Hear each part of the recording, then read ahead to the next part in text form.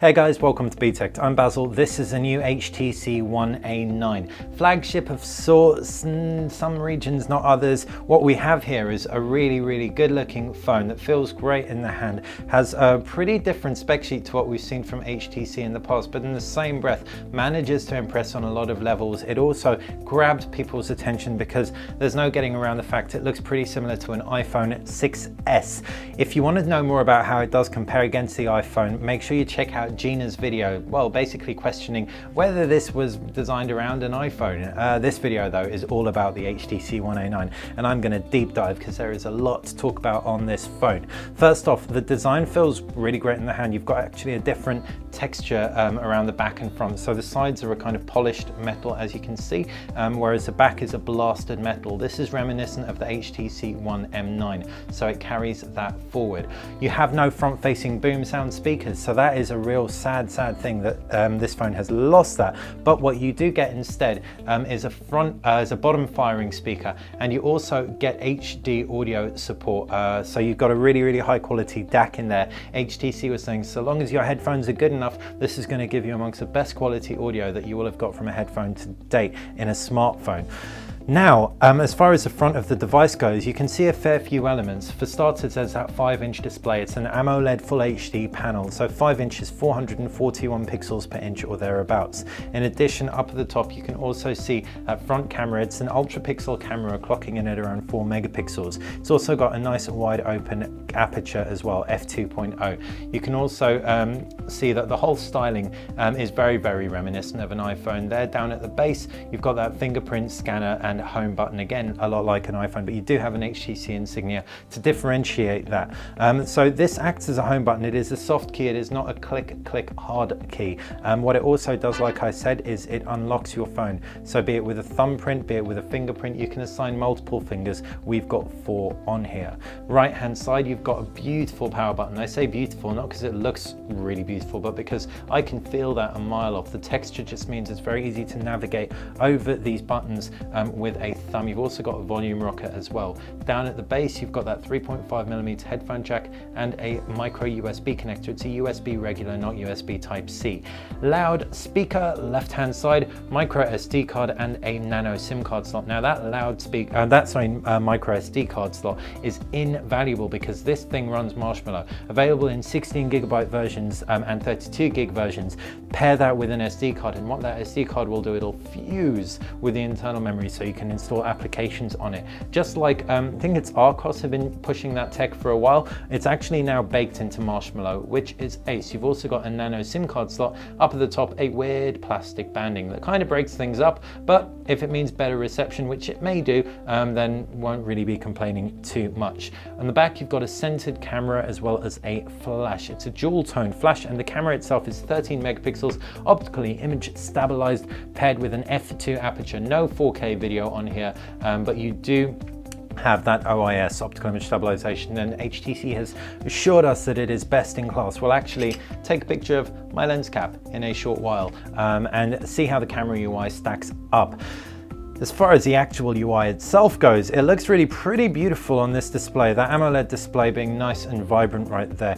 It looks like HTC Sense in almost all ways, but you do actually have some key differences. The HTC experience has been curtailed slightly to better kind of get the Marshmallow messaging across. So what you actually get here is a kind of Marshmallow Sense or Sense-mallow, whatever you want to call it. It's got home screens you can pinch out, you can get an overview. There are a few less widgets than you might have seen on other Sense devices. You do still have blink feed, but naturally, just like with standard HTC Sense, you can also turn blink feed off. The applications tray is still vertically scrolling as it is now with stock Android, but fortunately HTC has retained the ability to customize your applications tray so you can view it in a range of grid sizes, and you can also arrange the order and arrange applications into folders too. Notification bar, super stock, but what's nice about it is that you can customize it to a degree. Can you?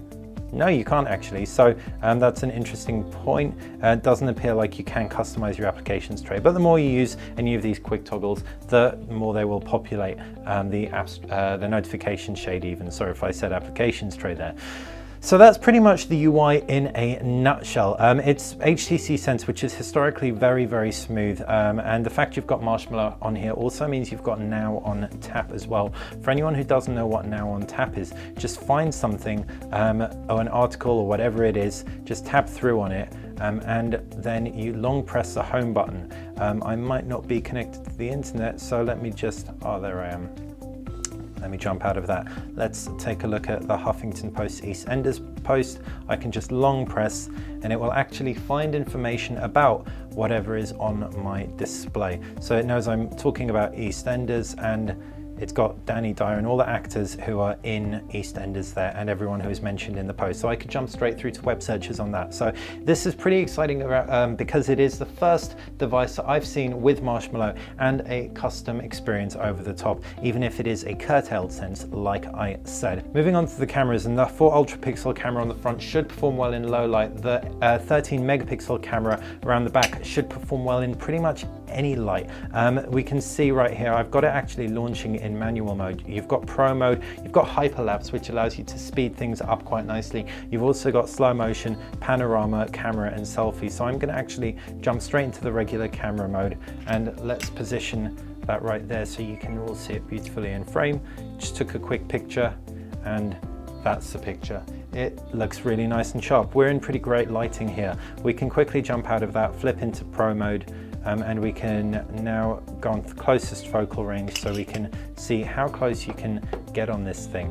And bearing in mind the camera is in the center, so centering it right there, getting it maybe a little bit closer, tapping through on that, and taking a look at that picture. And instantly you can see that's actually a really beautiful picture. We'll be really, really keen to test this in low light. What's also great is, as you can see, it takes photos in RAW as well.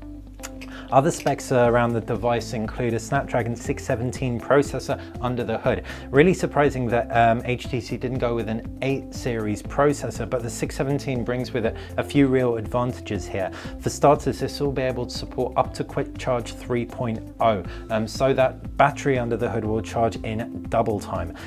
As of now, it currently supports Quick Charge 2.0. All it'll take is a software update to improve on that.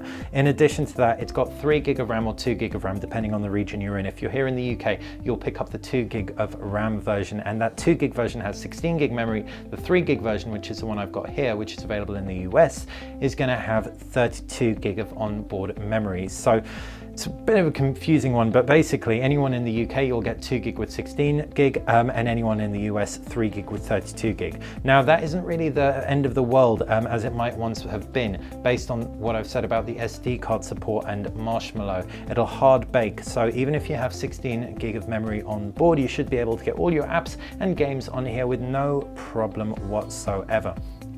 Now the real point of contention with this device is that battery. It's packing, well, just over 2100 milliamps in there, and that's nothing considering that screen size. HTC has assured us over and over that it is super efficient, and thanks to that Snapdragon 617 processor, 2100 milliamps should see us through a day. Can't say whether it will or won't just yet. I will say I'm pretty impressed with how quickly or not so quickly the battery is going down, considering the screen's on a high brightness given how ambiently bright the room is, and in addition to that, yeah, I've been using it with screen on the entire time I've been speaking, so that bodes well, but it's nothing conclusive. 2100 milliamp battery sends shivers down my spine. What do you think? Do you think this just looks too much like an iPhone to be taken seriously? I don't. I actually think it's a pretty ace device once I actually use it for a little bit. It's got some neat features, and most importantly, that camera seems heaps better than the HTC One A9. As for the battery, can you really see yourselves using a device with a 2100 milliamp battery? Check back for the review. Honestly, I'm super impressed on first impression with how this battery fares, but it would be interesting to get your thoughts nonetheless. Fire them in the comments section below. If you do have any questions about this, just fire them there as well. And of course, if you like the video, click that like button. If you like BTech in general, subscribe, and make sure you check out the video on screen now, because that's going to link you through to our giveaway where you can win an awesome Bluetooth speaker / light show / clock from Devoom. Thanks for watching.